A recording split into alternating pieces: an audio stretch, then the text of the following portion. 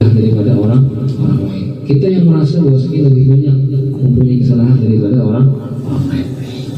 Dan menambah pula di dalam pengenalanmu akan ibadah kepada Tuhanmu yang maha mulia dan yang maha tinggi.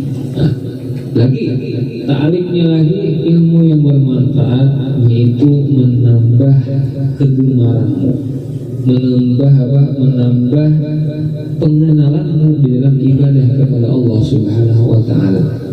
Yang asalnya asal poler baca rotib, alhamdulillah setelah belajar rajin membaca rotib. Asalnya asal poler baca Al-Quran, setelah belajar rajin baca Al-Quran. Yazidu fi ma'rifatik, menambah pengetahuanmu di dalam beribadah.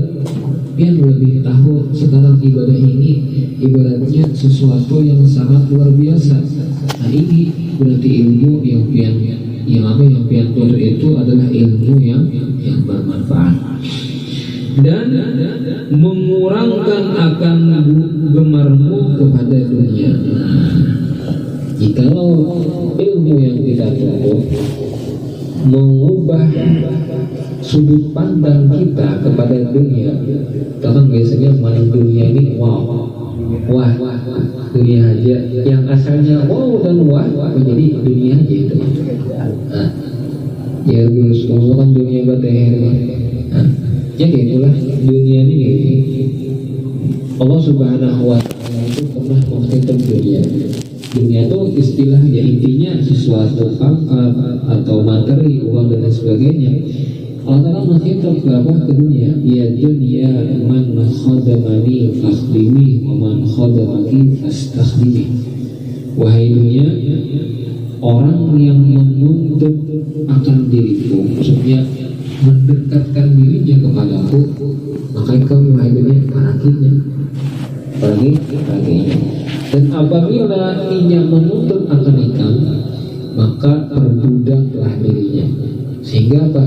Sehingga orang-orang yang berkecimpung di keduniaan, berkecimpung di materi duniawi, entah itu pangkat dan lain sebagainya, ini akan sibuk di situ saja.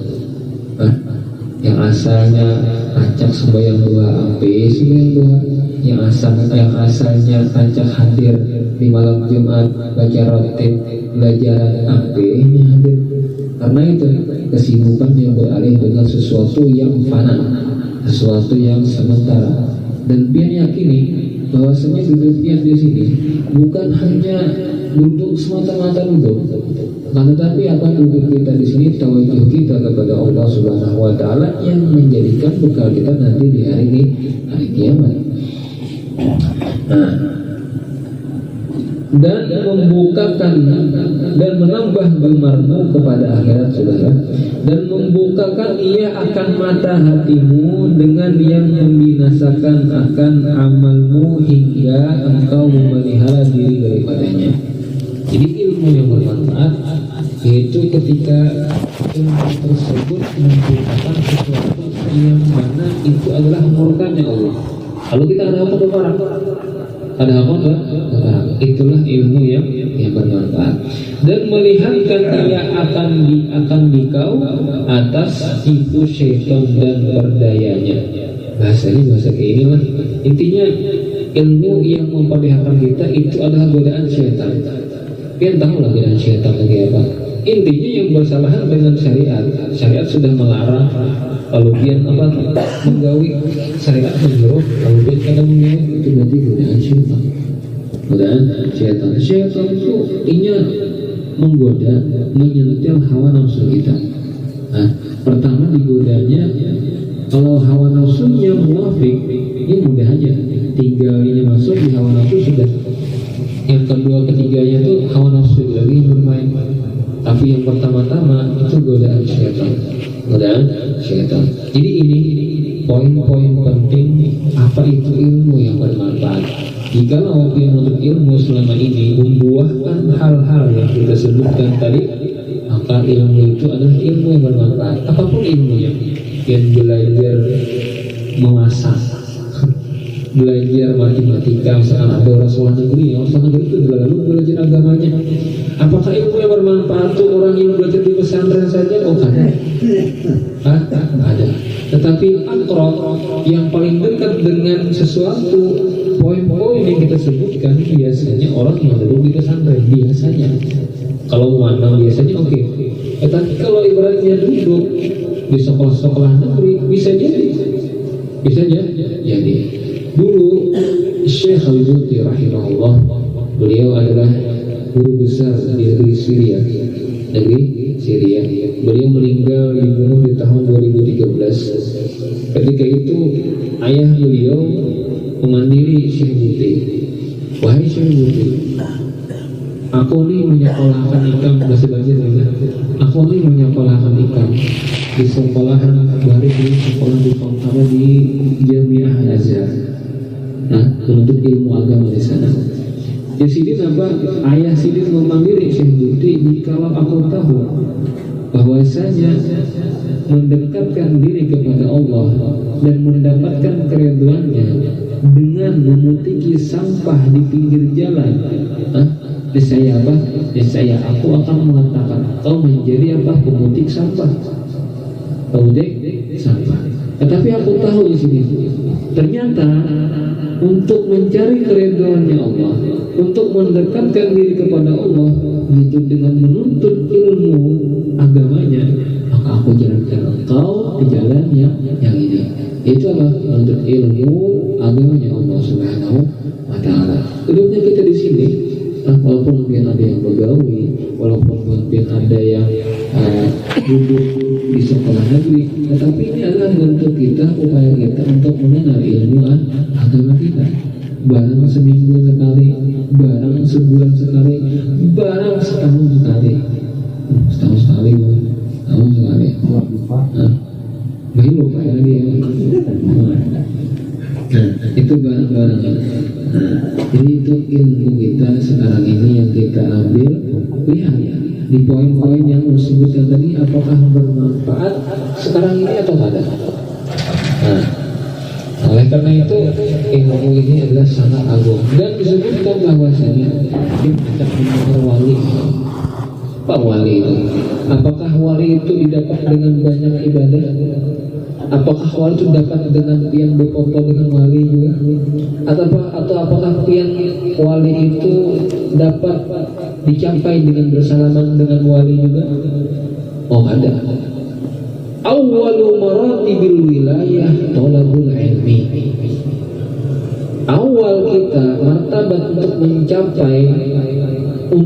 mencapai kewalian yaitu menuntut ilmu.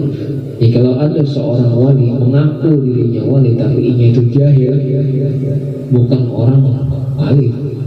La tadda'i fa inna sidqa lahu alamah. Jangan kita mengaku-ngaku wali, karena orang yang benar-benar wali ini akan ketahuan alamatnya. Karena awal maratib wilayah talabul ilm. Hendak memasuki wilayah itu bahasa kita. Wilayah itu bahasa Arab maksudnya wali. Kewalian yang tinggi sampai ke kutub itu kadang-kala ibaratnya langsung ke sana, melainkan dengan mujahadah kita dalam menuntut ilmu. Al-Imam Syafi'i, Al-Imam Abu Hanifah, Syekh Abdul Qadir Al-Jilani dikenal kewaliannya apakah sidin jahil? Seorang yang alim dulu, mujahadah dalam belajar, sehingga dalam mujahadahnya yusmir yang kita sebutkan tadi, hilang rasa ketujuhnya dengan dunia, rasa takutnya bertambah, rajin beribadah, sehingga itulah nanti yang membuatnya tinggi derajat dari sisi Allah Subhanahu wa Ta'ala.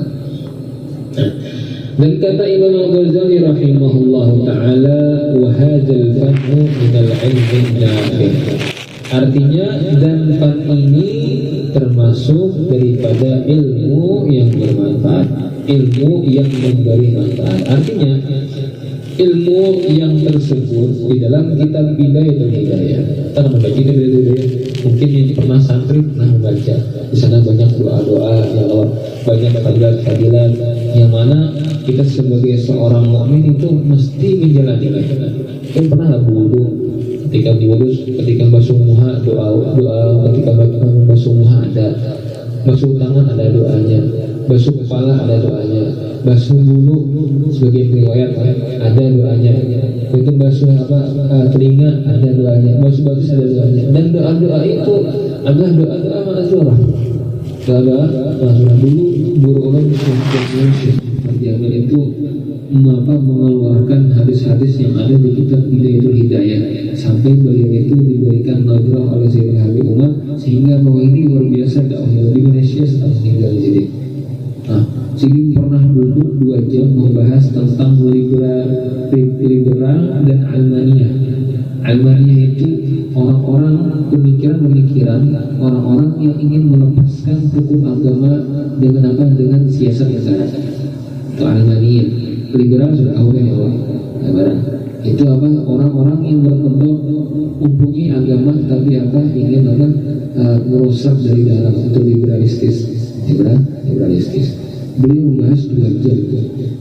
Bingung, kok bisa orang yang duduk di kampung, pengunjungan kampung, tapi mempunyai ilmu yang sangat besar membahas tentang liberalistis dan almaniyah. Orang yang membahasnya ini biasanya orang-orang yang doktor S3 ya, tapi beliau dengan gambarnya menjelaskan tentang itu 2 jam lebih. Dan itu ternyata didapat dengan apa? Dengan duduknya beliau di hadapan para guru.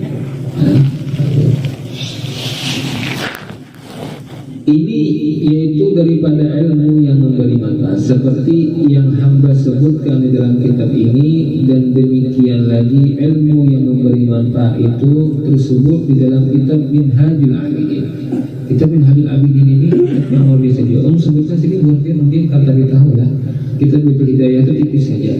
Nah, insyaallah mungkin ada rezeki baca aja. Mungkin ada ustaz siapa di luar sana baca yang Allah duduk hampir di sana. Apa nih kitab yang dibaca ustaz itu? Ada di Hidayah insyaallah. Kitab Minhajul Abidin ini rasanya Habib Muhammad ada baca di Masjid Agung Munawarah malam aslinya. Masjid Agung itu pembacaan masjid di Rakamuning gitu. Jadi baca kitab Minhajul Abidin. Masya Allah, ini kitab tasawuf yang sangat luar biasa dikarang oleh Imam Ghazali, membahas tentang tawaik atau halangan seseorang hamba ketika apa? Yang pasti ada halangan ya. Anak belajar halangannya karena begawi, karena ngurusi anak. Itu awaik dijelaskan oleh Imam Ghazali bagaimana mengatasinya. Masya Allah, banyak itu tentang awaik. Kadang-kadang koler belajar dan sebagainya itu kita diperluas, diperjelas tuntas dengan tafsirnya oleh Imam Ghazali dalam kitab Minhajul Abidin. Bagi Imam Ghazali rahimahullah ta'ala, milik Imam Ghazali rahimahullah ta'ala. Dan demikian lagi yang disebutkan di dalam kitab Ihya'u Ulumuddin, kitab azim, kitab yang sangat luar biasa. 4 jilid, banyak kitabnya 4 jilid. Kalau di sekolah-sekolah itu mesti ada kitab Ihya'u Ulumuddin. Nah, ada yang menyebutkan seorang ulama kalau di rumahnya terdapat kitab Ihya'u Ulumuddin, maka rumah itu akan dijaga, diamankan, dan diberikan kegembiraan zahir dan batin. Kalau di dalam rumahnya ada kitab Ihya'u Ulumuddin, walaupun mereka bisa baca ya, bukan kitabnya anak di rumah. Insya Allah dengan kitab Ihya'u Ulumuddin itu akan memberikan ketenangan, ketentraman, kenyamanan bagi isinya. Nah, alamak gitu. Ini bukan yang murah, kita ada aja insya Allah. Atau di HP, ini yang ada di kita. Nah, ada diisi yang bendanya dibuat di dalam HP. Nah, di HP atau ini itu kan kalau Allah, masya Allah, ubahnya ibaratnya ajar-ajar itu diisi kan banyak larang banget ini. Oh, kalau bisa yang agak sedikit gaptek kalau ini. Nah, tapi kalau HP udah apa? HP itu bisa lihat di PDF. Nah, jadi hendak kada diisi apa? Kada koler yang Allah diisi yang bendanya buat di dalam sebuah HP. Tapi lain juga Bang, yang ibaratnya diikuti langsung kitab yang dibuka seperti ini dengan yang ada di dalam tab ataupun HP gitu. Nah, kalau tab kan orang sedikit ada, kadang-kadang kawan tuh bisa menulis-nulis ini ada kayak pennya tuh. Nah, Masya Allah. Nah, ini sudah dipermudah oleh Allah Subhanahu wa Ta'ala, dan menghapusnya mudah. Nah, itu pula kelihatan kayak casual gimana gitu, bagusnya. Nah, jadi kitab Ihya Ulumuddin ini dan apa bacanya ya. Dan demikian lagi yang disebutkan di dalam kitab Arba'in fi Usuluddin. Itu Latin lagi sana. Belum melayani sekian apa. Kitab Arba'in fi Usuluddin ini kita membahas tentang tauhid, tasawuf, yaitu tauhid. Dan demikian lagi yang disebutkan di dalam kitab Mukhtasar Ihya. Dan demikian lagi sekalian ilmu tasawuf itu yaitu ilmu yang memberi manfaat di dalam dunia dan di dalam akhirat. Intinya ilmu tasawuf yang memberikan kita manfaat dunia dan akhirat adalah ilmu tasawuf. Dan dari karena inilah kata Syekh Abdul Wahhab Asy-Sya'rani rahimahullah ta'ala di dalam kitab Al-Yawaqit wal Jawahir, ia nukil daripada Imam Ghazali rahimahullah ta'ala di dalam Ihya Ulumuddin, dan ia nukil daripada setengah Al-Arifin, man lam yakun lahu nasibun min ilmil qawmi yukhafu alaihi su'ul khatimah. Artinya barang siapa tidak ada baginya daripada ilmu qaum, yakni ilmu tasawuf, niscaya ditakuti atasnya su'ul khatimah, yakni mati di dalam keburukan, di dalam kemaksiatan. Waliyadzubillah. Jadi perlu kita mengkaji ilmu tasawuf. Cuman ilmu tasawuf itu adalah ilmu ketika kita sudah melakoni dua ilmu di depannya. Pertama ilmu fikih. Ilmu fikih ini supaya dia mengetahui tata cara kita beribadah di hadapan Allah. Itu dulu kuatkan. Lalu hanya kita belajar tauhid dan tasawuf. Setelah kita tahu tata cara ibadah, lalu kita hanya mengetahui siapa Tuhan yang kita sembah. Lalu bagaimana mengontrol hati kita untuk beribadah di hadapannya. Itulah dinamakan ilmu tasawuf. Tapi kalau ilmu yang tasawuf tanpa mempunyai ilmu fikih, itu ditakutkan menjadi orang zindik. Imam Malik mengatakan, man yatasawwaf wa lam yatafaqqah faqad tazakka, wa man yatafaqqah wa lam yatasawwaf faqad tafassaq, wa man yajma' bainahuma faqad tahaqqaq. Orang yang bertasawuf karena berfikih itu menjadi orang zindik. Zindik ini gimana? Zindik itu kisah-kisah bisi hatinya, main hatinya. Contohnya gini, orang sembahyang ya Allah, wudu, takbiratul ihramnya ada. Itu bukan sembahyang. Ingat Allah dalam hatinya, cukup sembahyang. Itu zindik. Nah, itu zindik namanya. Jadi orang yang belajar tasawuf tanpa belajar fikih, itu pula orang yang belajar fikih tanpa belajar tasawuf jadi fasik. Jadi fasik, apa itu fasik? Fasik itu akhirnya apa? Ia mengolah-olah sesuatu yang dibolehkan oleh syariah padahal itu haram. Contoh, orang kayak zakat. Ya zakat tahu supaya apa? Supaya